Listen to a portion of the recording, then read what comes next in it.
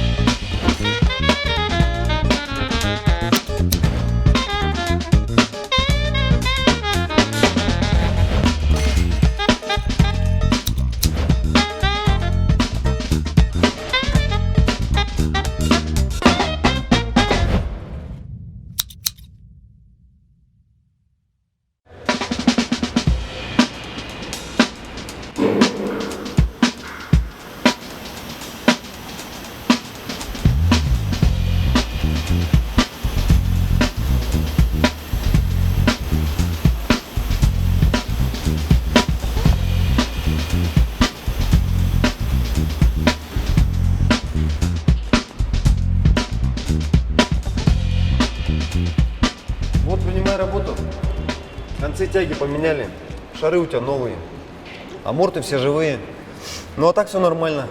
Блин, круто все сделал. Рахмат тебе большой. Всегда рад, когда клиент доволен. Вот квитанцию. Оплатишь бухгалтерии за работу.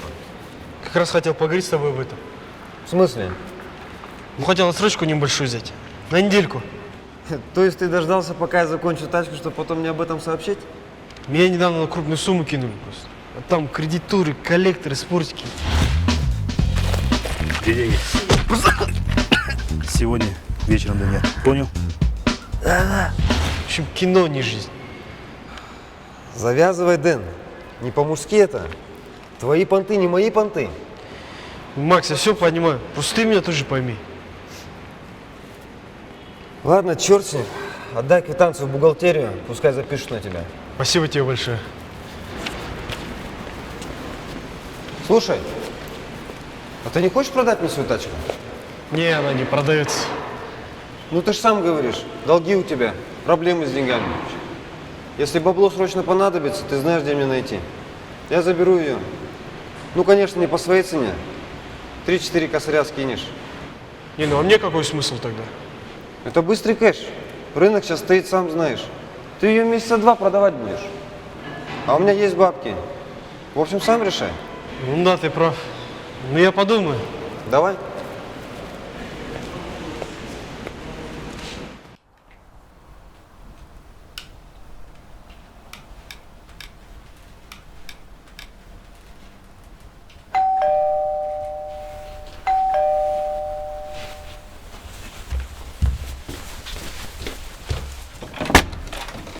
Привет. Привет. Заходи, я уже почти закончила.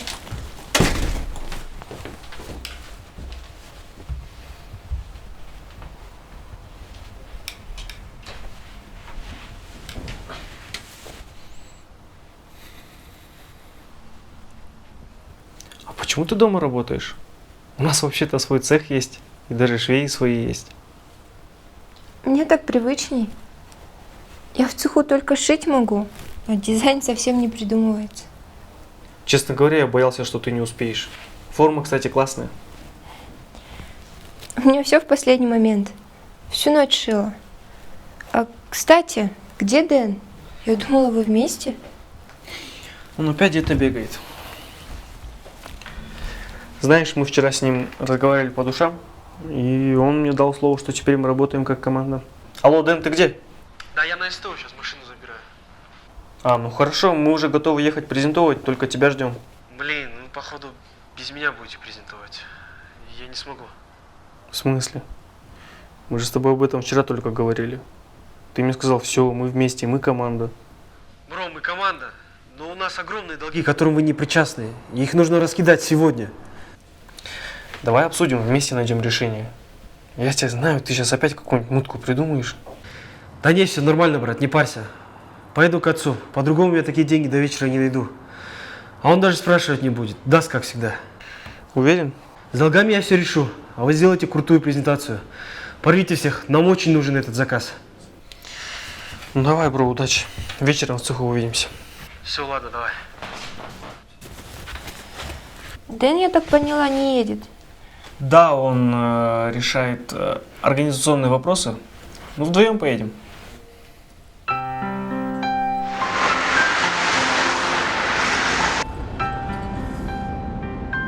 Слушай, не знаю, как правильно сказать.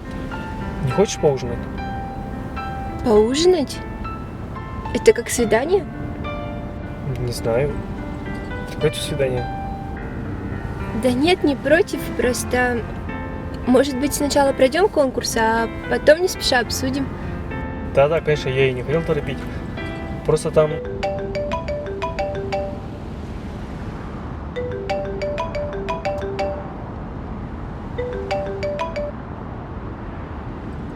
Бекджан, это я. Слушай, а что там с сервантом? Мне вчера мама звонила, говорит, ты его так и не привез с дачи. Я еще не успел. Дел много было. На выходных съезжу и заберу. Да какие у тебя могут быть дела? Я тебя, Бекджан, один раз попросила как мужчину о помощи. Ну неужели так сложно нанять одного грузчика с грузовиком? Здесь даже мозг напрягать не надо.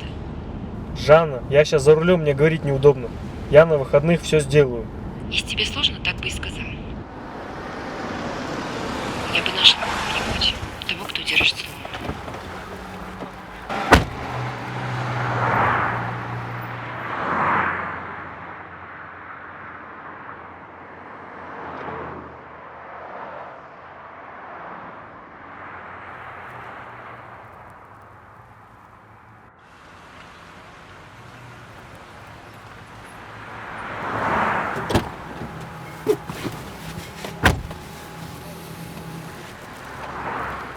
Это, видимо, и есть та самая Жанна. Да, она сама. Я думала, она тебя... что вы расстались. А так и есть. Просто она попросила меня кое-что перевезти из дачи. А тут дела столько. Ну, ты же сама знаешь. Да, знаю, конечно. А вообще, это все, конечно, так по-женски. Что именно?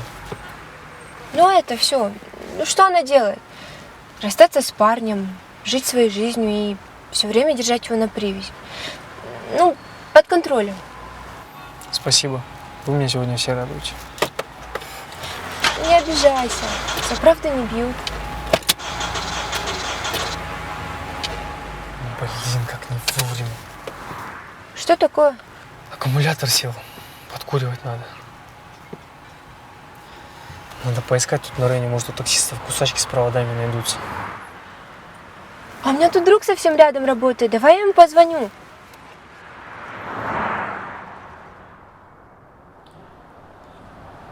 Сколько тебе нужно?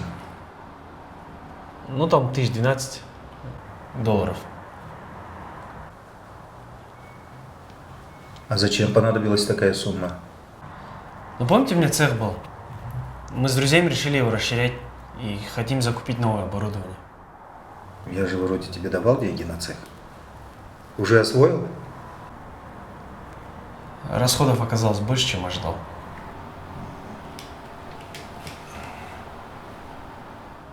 А если правда?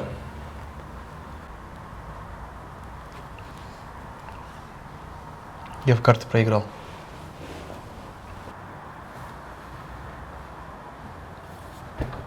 А ты в карты играешь? Нет, я особо не увлекаюсь, пап. Просто так получилось. А возвращать надо в любом случае. Дело чести же там. Дело чести, говоришь? Да что ты можешь знать о чести? Ты хоть задумывался, откуда берутся эти деньги? Какой труд за ними стоит? Или ты только разбазаривать умеешь семейное добро? Я к вам вообще-то за помощью пришел. Если жалко, можете не давать. Ну-ка, вышел отсюда.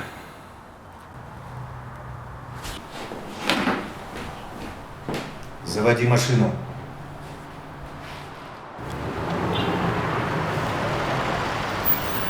А вот и он.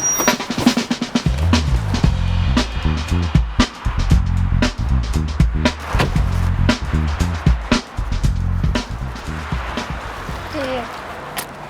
Бег, знакомься, это Артур. Артур, это Бег. Показывай, что случилось.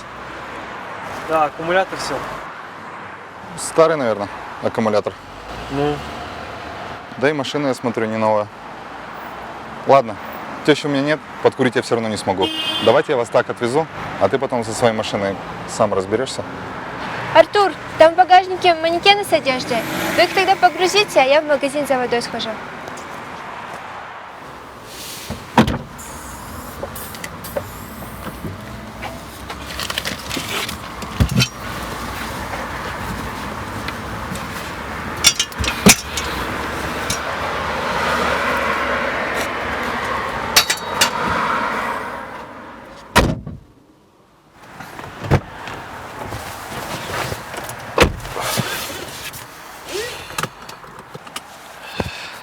Слушай, братец, как ты сказал, тебя зовут?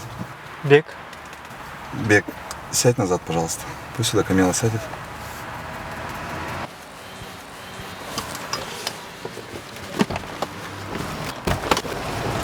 Камил, вперед, садись.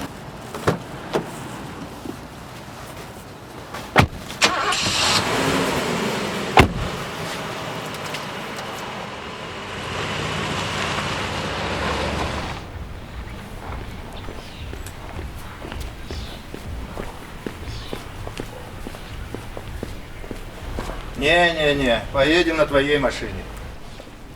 А куда поедем, если не секрет? Село. Пап, ну тогда явно лучше вашу машину взять. Что, стало жалко свою машинку? Но она не предназначена для села. Я на ней в городе еле как езжу. Теперь будешь знать, как покупать непрактичные машины. Если вы забыли, я на нее сам заработал.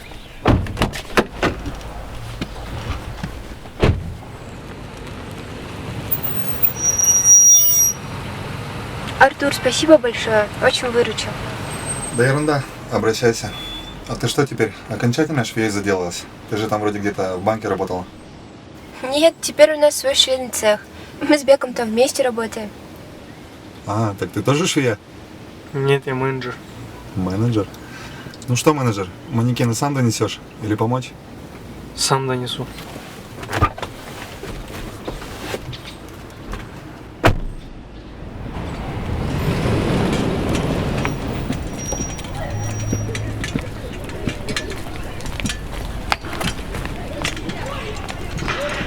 Бег, давай помогу. Камил, сам донесу. Ну дай один манекен мне. Я же сказал, сам донесу. Молодой человек, аккуратнее же надо. Смотрите, куда вы идете. Не хамите мне. А вы не указывайте мне, что делать. Бег. Вы же видите, что я иду с манекенами. Так, немедленно извинитесь. Пожалуйста, проходите дальше, не буду перед вами извиняться. Извините, пожалуйста, что так получилось. Хам. Да еще и в школе. С тобой все в порядке? Все нормально.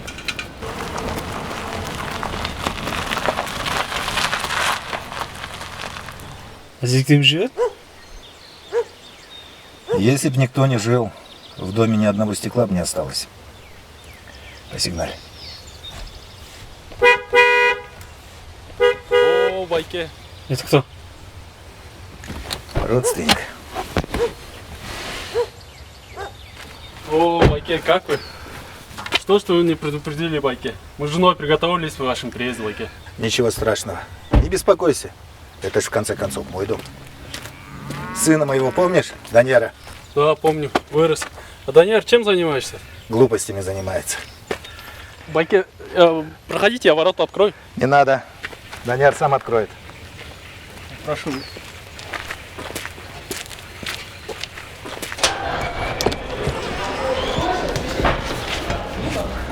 Ого, не думал, что тут прям такой большой конкурс. Заказ-то большой, тем более конкурс открытый.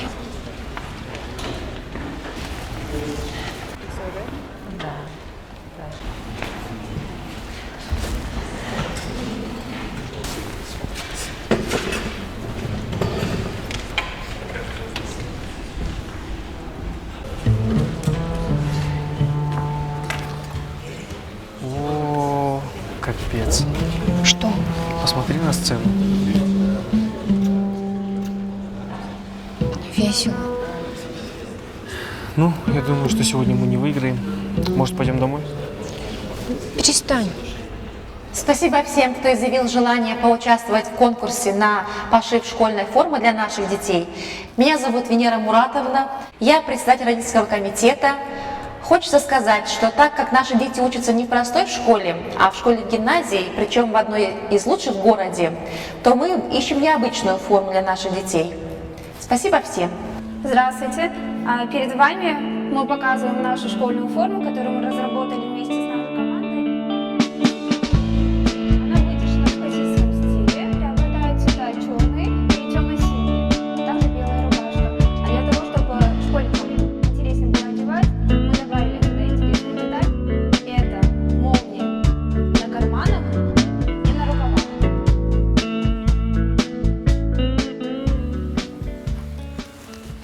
Жена уехала навестить своих родственников. Так что, Баке, извините, если что-то не так. Дядя, не беспокойся. Можешь просто чай и хлеб на улицу унести? Да, конечно. А дрова у тебя есть? Буквально вчера привезли. Я еще не успел наколоть. Как хорошо. То, что нужно. Даняр тебе поможет.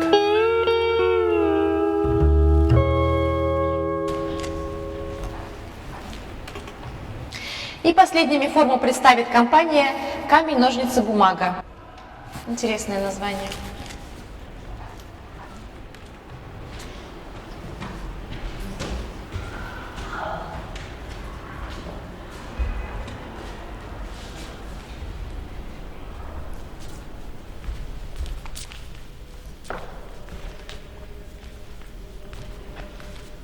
Главная задача школьной формы – уравнять всех учащихся. Но мы упускаем одну важную деталь. Эта школа особенная, и форма тоже должна быть особенной. Позвольте продемонстрировать вам наш вариант школьной одежды. Малиновые и бордовые пиджаки были популярны в лихие 90-е. Пусть они в этом времени и останутся. Мы слегка модифицировали стандарт школьной формы. Пиджаки будут изготовлены из твида, на локтях коричневые заплатки. Галстуки в серую полоску под цвет юбок и брюк, белоснежные рубашки, обувь на усмотрение родителей. Но, конечно же, коричневые Оксфорды подойдут сюда как нельзя лучше. Таким образом, выдержан стандарт министерства, а форма как из лучшей частной школы в Лондоне. Извините, а вы собираетесь показывать форму на манекенах? Да. Девушка, а вы читали регламент, когда готовились к презентации? Там было написано, что школьную форму нужно демонстрировать на школьниках. Ведь нам важно их мнение. Извините, Венера Муратовна, но мне кажется, это излишне. Мы и так видим, что форма хорошая. И как хотели наши дети, она удобная, модная и красивая. И что немаловажно, доступная. Регламент есть регламент. Какой пример мы показываем детям? Есть правила, их нужно соблюдать. Ну, это уже мелочи. Мира Джапаровна, может, вы выскажетесь? А при чем здесь Мира Джапаровна? Я соглашусь с Венерой Муратовной. Этот вопрос должен быть решен только родительским комитетом. Администрация школы таких решений не принимает. Спасибо, Мира Джапаровна.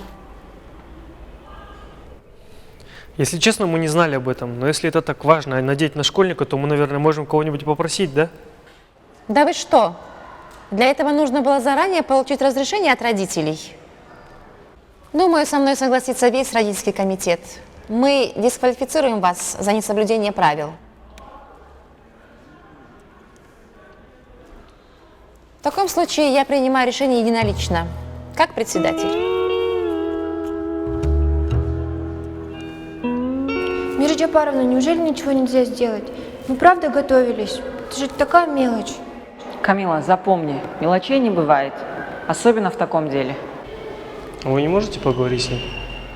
Бекджан, извини, но заступаться и просить за вас я не буду. Я дала вам шанс, которым вы не воспользовались. Просто, знаете, глупо получилось. Мы с ней столкнулись у входа в школу и поговорили немного на повышенных тонах. Как вы думаете, это могло повлиять на ее решение? Ребят, ну вы что? Мы же здесь взрослые люди. Вы ведь действительно не соблюли регламент? И не думаю, что Венера Муратовна руководствовалась здесь эмоциями. Это будет уроком для вас. В следующий раз лучше подготовитесь. Спасибо, Мира Джабаровна. Спасибо. Удачи вам, ребят. Маме привет. Обязательно.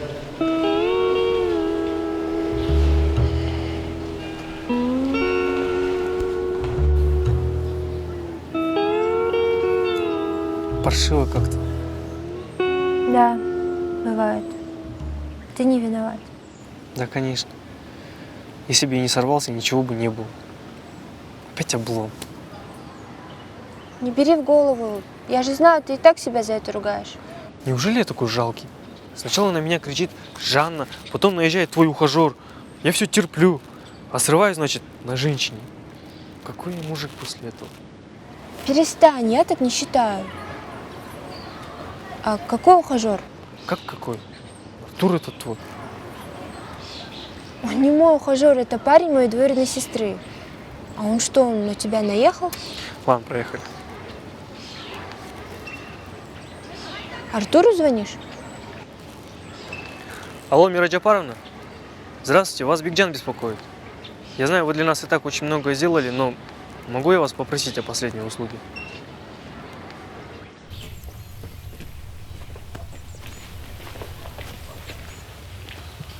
Вон там топор. Принеси сюда.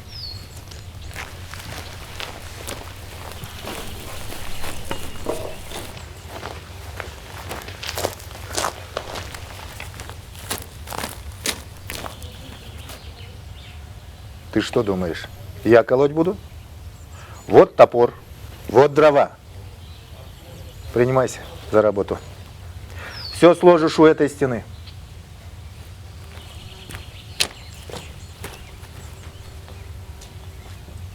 Спасибо, Джеки. Если что, можешь посмотреть в интернете, как колоть дрова.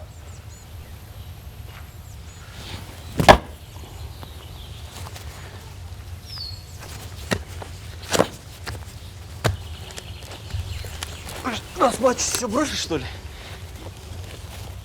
Что ты там бормочешь, сынок? Ничего, ничего, пап. Песенку напевай.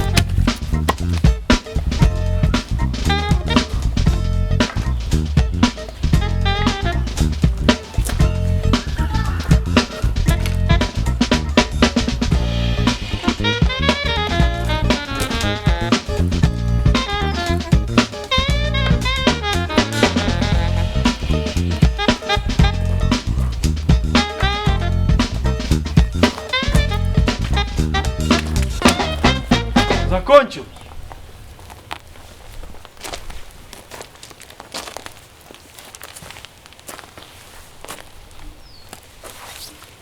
Криво ты все сложил, сынок. Собирай заново.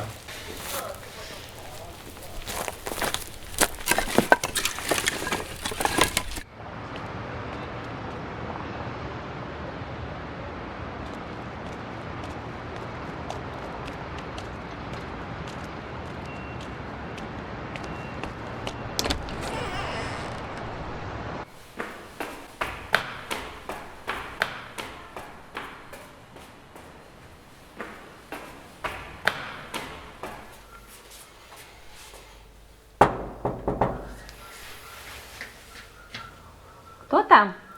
Венера Муратовна, это я, Бекджан. Мы сегодня вам школьную форму презентовали. Ну, я вам нахамил еще с утра. Вы что, меня преследуете? Я сейчас милицию вызову. Венера Муратовна, не надо милиции. Я просто пришел извиниться. Можете открыть дверь, пожалуйста? Мне нужно только 2 минуты. Молодой человек, уходите отсюда. Мне нечего с вами говорить. Я просто хочу извиниться. Я поступил неправильно.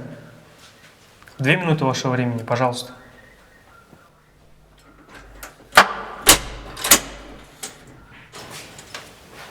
Послушайте, если вы думаете, что это ваша эпатажная выходка что-то изменит в нашем решении, то вы ошибаетесь. Да ну перестаньте уже. Ну бог с ней с этой школьной формой. Венера Муратовна, то, как я повел себя сегодня с вами, было очень низко. Еще бы. Да, вы абсолютно правы. Мы проиграли, потому что мы плохо подготовились, а не потому, что я вам нагрубил. Тут дело даже не в форме. Просто понимаете, я всю жизнь рос без папы. Меня воспитывала мать, которую я очень уважаю. Возможно, у меня не было того человека, который мог бы научить меня быть жестким, упорным, сильным. Ну, в общем, быть настоящим мужчиной. Но моя мать, она всегда учила меня, как следует относиться к женщинам. Поэтому я прошу вас прощения. Мне аж не по себе от мысли, что кто-то мог так же нахамить и моей маме. Поэтому еще раз простите. До свидания.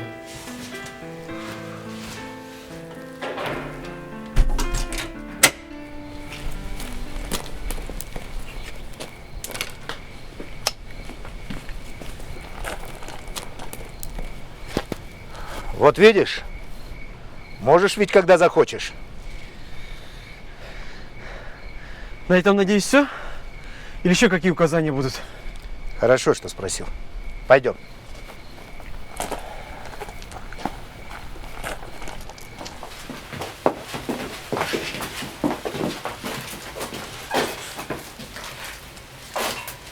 Это что, голова быка? Так точно. Вот тебе голова быка, вот огонь, а вот нож. Принимайся за дело.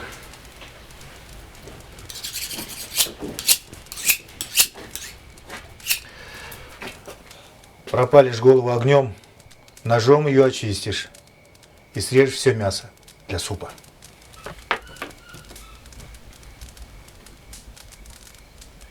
Я что, похож на человека, который умеет это делать? Ну вот сейчас и научишься. Да что вы за человек такой, а? Вам мало было мне просто отказать, да? Обязательно надо было меня унизить?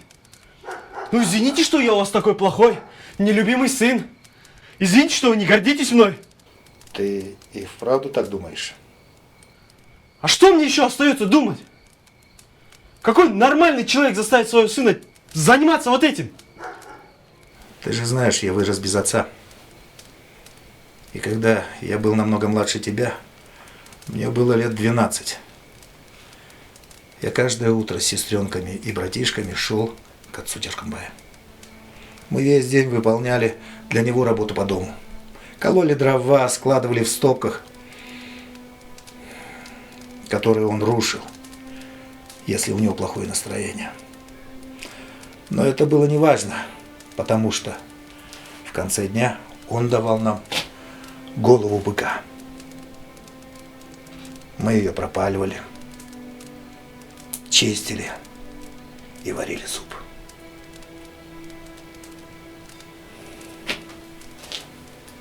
Мы так питались.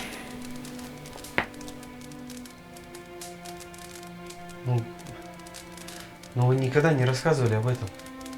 Я об этом никому не рассказывал.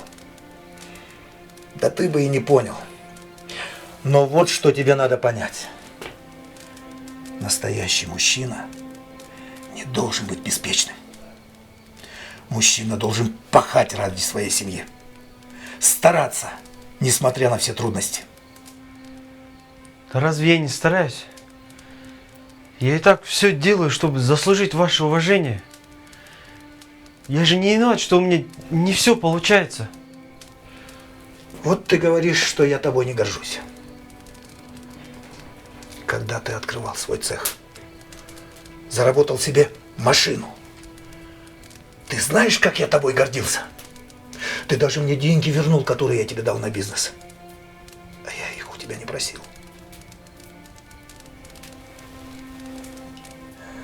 И что ты сделал после первого крупного заказа? Ты стал гулять.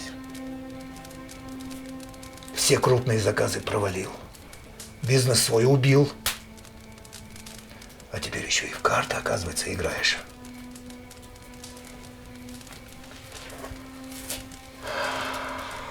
Жизнь не всегда будет на твоей стороне. Вон. Даже отец Джаркомбая все потерял. Теперь его сын охраняет наш дом.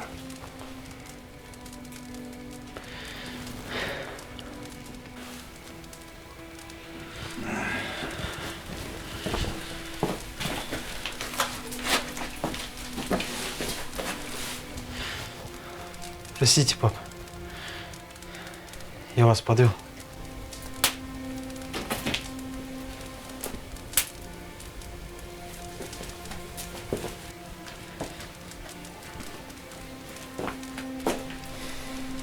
Ладно. Давай поедем домой. Я за рулем.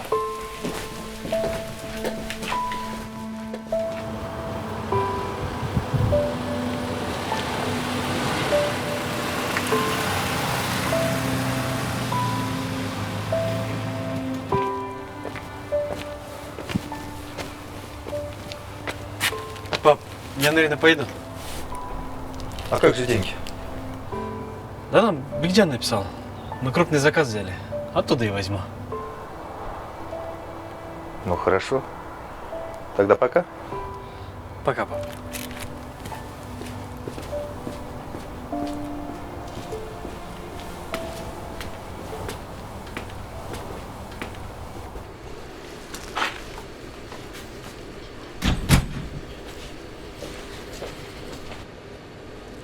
Извинился? Я-то извинился. Только большой вопрос, подняла ли она мои извинения. Видимо, приняла. В смысле? Только что звонила Венера Муратовна. Родительский комитет утвердил нашу форму. Да ладно. Честное слово.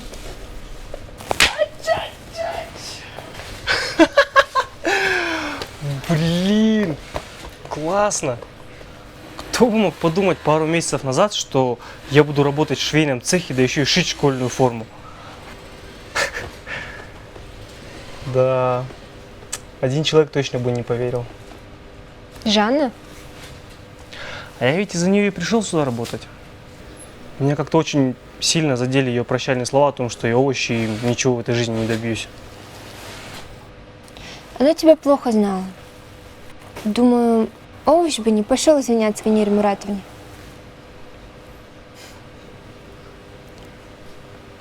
Кушать не хочешь?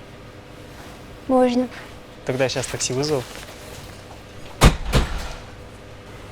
Привет, ребят.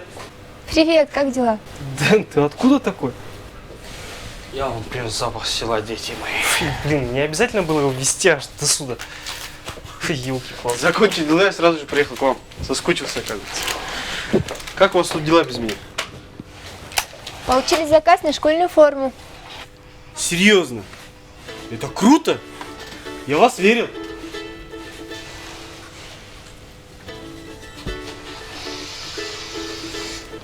Алло.